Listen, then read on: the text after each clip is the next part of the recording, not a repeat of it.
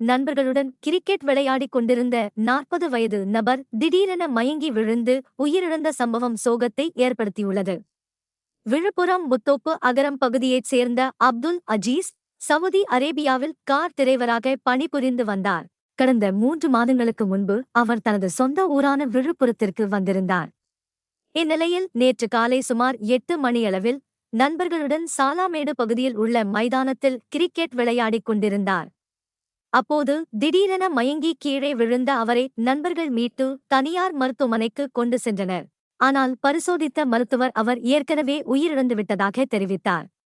இந்த சம்பவம் குறித்து விழுப்புரம் தாலுகா போலீசார் விசாரணை நடத்தி வருகின்றனர். மேலும் செய்திகளுக்கு திண்டிவனம் செய்திகள் சேனலை சப்ஸ்கிரைப் பண்ணுங்க.